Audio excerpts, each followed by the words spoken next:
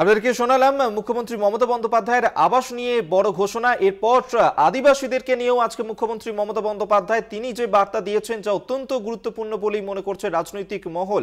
এবং সন্দেশখালীর আবহেই পুরুলিয়াতে আদিবাসীদের উদ্দেশ্যে মুখ্যমন্ত্রী মমতা বন্দ্যোপাধ্যায় তিনি বললেন, আদিবাসীদের জমি কেউ কাটতে পারবে না, নিশ্চিন্তে থাকুন, এমনটাই বলেছেন আজকে মুখ্যমন্ত্রী মমতা বন্দ্যোপাধ্যায় আদিবাসীদেরকে উদ্দেশ্য করে। এবং কোনো অভিযোগ থাকলে তা সরকারকে জানান, ভোটের আগে মাহাতো ও আদিবাসীদের মধ্যে বিভেদ রাখবেন না, এমনটাই বলেছেন মুখ্যমন্ত্রী মমতা বন্দ্যোপাধ্যায়। আজকের এই প্রশাসনিক সভা থেকে আদিবাসীদের উদ্দেশ্যে কি বার্তা দিলেন তিনি শোনাবো। আমি আদিবাসী বন্ধুদের বলবো, নিশ্চিন্তে থাকুন, আপনাদের জমি কেউ কেড়ে নিতে পারবেন না। কারণ আমরা আইন করে বলেছি আদিবাসী জমি হস্তান্তর করা যাবে না, আইন করা হয়েছে। ফরেস্টের জঙ্গল আপনাদের হাতে থাকবে, আর যারা কেন্দু পাতা তুলতে যায় তাদের টাকাটাও অনেকটা বাড়ানো হয়েছে। আমি মাহাতোদের একটা কথা বলবো, আদিবাসী এবং মাহাতোদের মধ্যে ঝগড়া আমি লাগাতে চাই না। আপনাদেরকে শোনালাম মুখ্যমন্ত্রী মমতা বন্দ্যোপাধ্যায় তিনি ঠিক কি বার্তা দিয়েছেন আজ আদিবাসীদের উদ্দেশ্যে।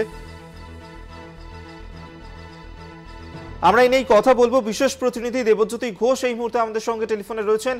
দেবজ্যোতি, সামনেই লোকসভা নির্বাচন, তার আগে একদিকে যেমন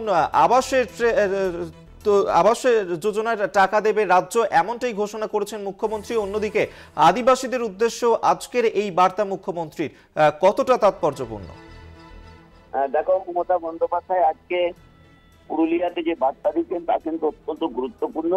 যেভাবে 100 দিনের প্রকল্পের টাকা রাজ্য সরকার নিজস্ব কোষাগার থেকে দিয়েছেন, তাতে 1 এপ্রিল পর্যন্ত তারা অপেক্ষা করবেন।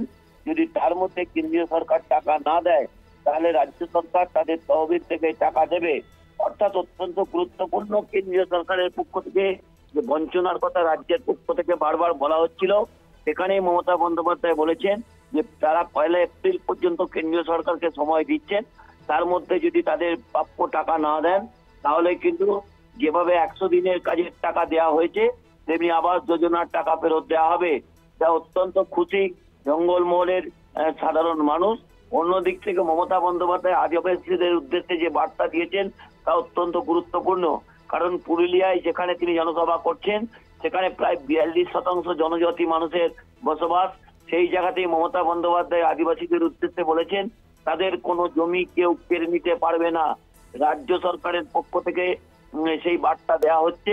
এছাড়াও মাহাতো এবং আদিবাসীদের মধ্যে যে বিভেদের সৃষ্টি করার চেষ্টা করা হচ্ছে এবং তার পিছনে বেশ কিছু বিভেদগামী শক্তি এবং রাজনৈতিক দল রয়েছে, তাদের উদ্দেশ্য মমতা বন্দ্যোপাধ্যায় বলেছেন যে মাহাতোদের জন্য তারা কিন্তু ইতিমধ্যে পরিসংখ্যান তৈরির চেষ্টা করছেন এবং আগামী দিনে তাদের যে জনগণনা হচ্ছে সেখানে কিন্তু আদিবাসী এবং মাহাতোদের মধ্যেও কিন্তু কোনো বিভেদ থাকবে না।